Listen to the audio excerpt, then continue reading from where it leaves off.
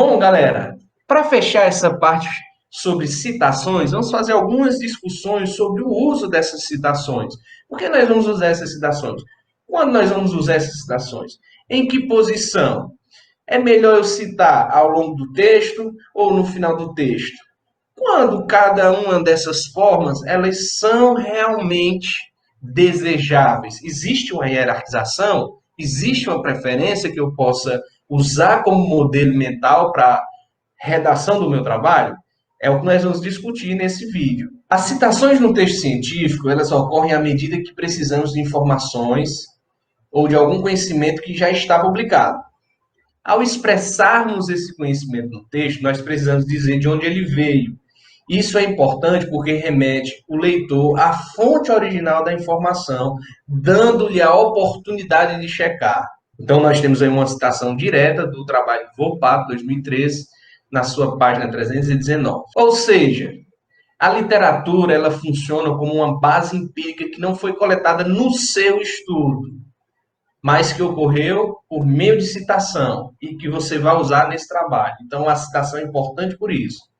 Nós utilizamos citação para fundamentar o problema de pesquisa, as lacunas de conhecimento, estabelecer um marco teórico, fundamentar o nosso método de pesquisa e comparar os nossos resultados com resultados já publicados anteriormente. É por meio de citação que nós vamos contextualizar o nosso trabalho, ou melhor dizendo, colocar o nosso trabalho dentro do corpo de conhecimento sobre aquele assunto que a comunidade científica já desenvolveu. Prefiro usar a citação indireta, ou seja, reescreva com suas palavras a informação que você encontrou, indicando qual foi essa literatura. Porque nós damos preferência a uma citação indireta. Resgatando o conceito de citação indireta, é aquela que você faz sobre uma informação contida em um trabalho que não necessariamente está escrito daquela forma. Ou seja, uma síntese, uma ressignificação, uma interpretação. Se nós fôssemos pensar conforme a maneira que nós aprendemos, existe uma hierarquia de processos de conhecimento, de cognição, em que a primeira camada é você conseguir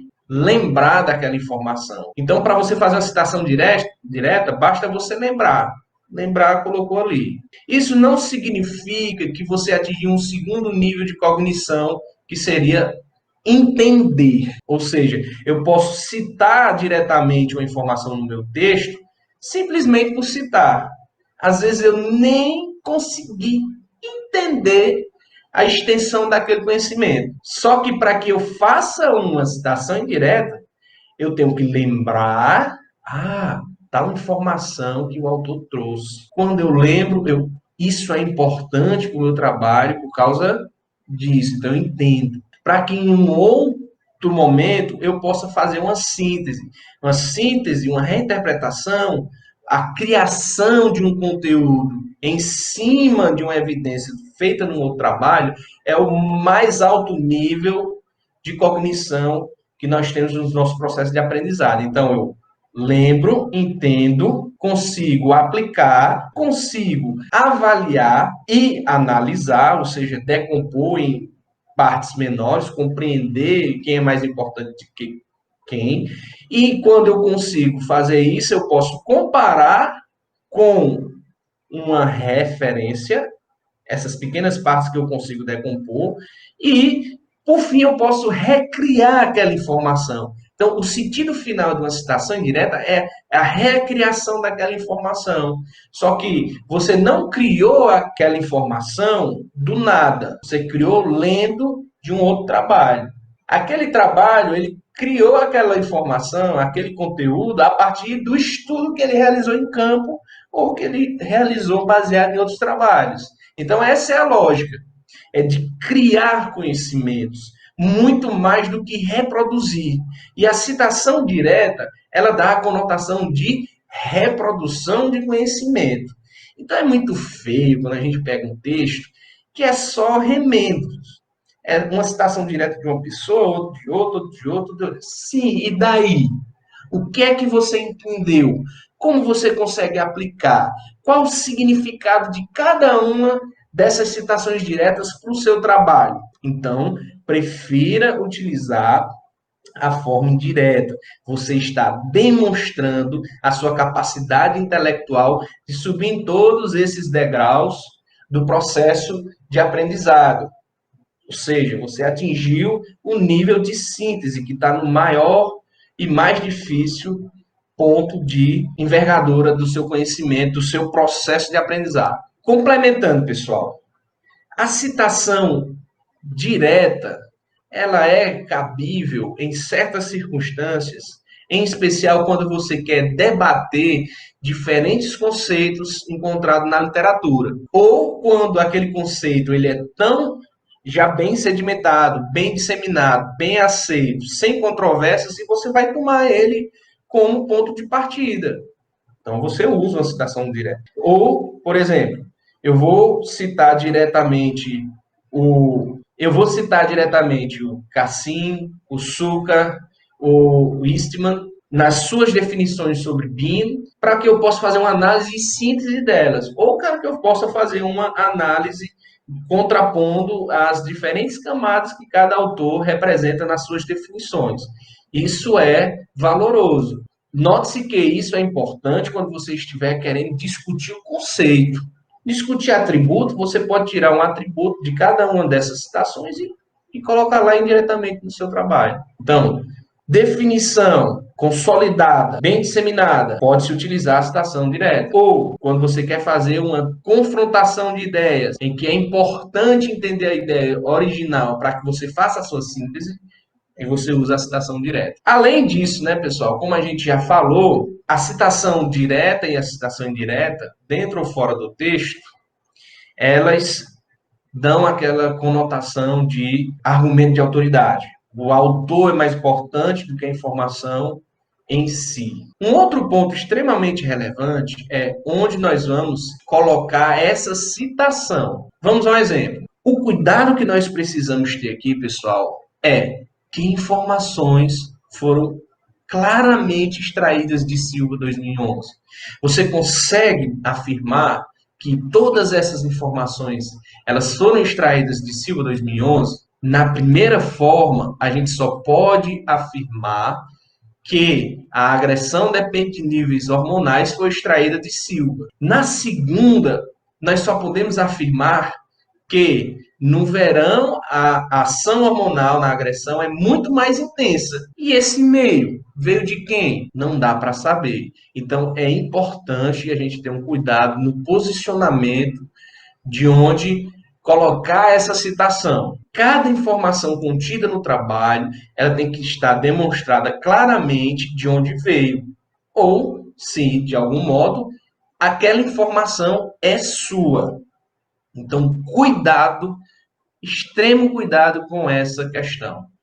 Vamos refletir agora como poderíamos reescrever isso de modo que a gente possa garantir que as informações são extraídas do trabalho de Silva. Olha uma forma de corrigir esse conflito de referência, né, de citação.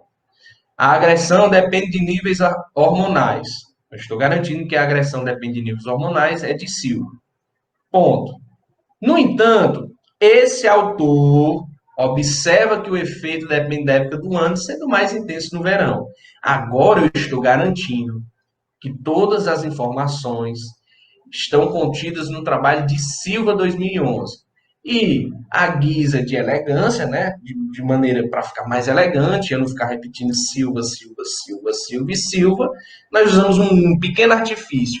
Esse autor que eu acabei de usar. Vale salientar que aquela regra, coloca a citação no final do parágrafo, ela é completamente errada. Esqueça isso.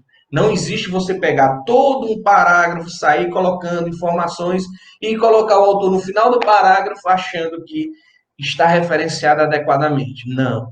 Ao longo do parágrafo, você vai precisar evidenciar de onde vem cada informação. Por quê? Porque senão, apenas a última informação daquele parágrafo você garante que foi extraída do trabalho que está sendo citado. Essa é uma preocupação imprescindível no uso da citação. Exemplo 2. O estresse das pessoas é potencializado em períodos de lua cheia. Aí eu tenho a citação de Welk, McFarlane, Smith, Nielsen, Willis, enfim, tem várias citações aí. Será que eu precisaria citar todos esses autores para apenas essa informação? Veja, você tem uma linha com a informação, 3 linhas com citações. Isso vai incorrer naquele erro que eu coloquei lá no começo. O excesso de citações é prejudicial, porque dá a impressão de que você está querendo ganhar volume, número de citações nas suas referências. Desta forma, cabe uma reflexão muito importante. Quem eu citaria? Quantas eu citaria? Então, cuidado, o excesso de citações não deixa necessariamente o seu texto mais forte. Ele pode enfraquecer. No texto acima, você poderia citar apenas o trabalho mais recente. Por quê? Porque normalmente o trabalho mais recente cita um mais antigo que você citou e garante que aquela informação é a mais atual. Um segundo critério para escolher a quem você vai citar diante de todas aquelas citações é a questão da qualidade do periódico. Vamos supor que o Winterman et al. 2012 esteja publicado num periódico muito fraco, B4, ou num periódico que sequer tenha Qualis, e é de 2012. Mas o Mena Barreta de 2008, ele é infinitamente melhor em termos de qualidade do periódico. A1. Então, usa o A1.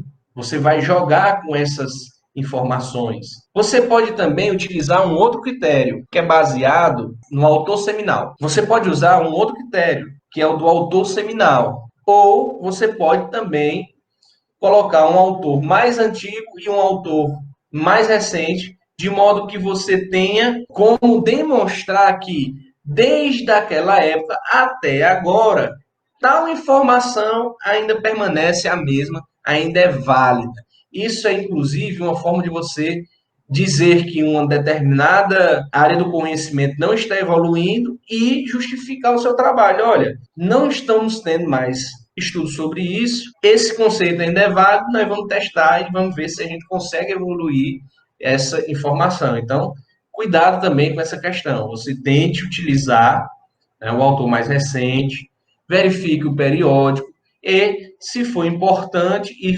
colaborar por objetivo do seu trabalho, você coloca a citação mais antiga e uma mais recente.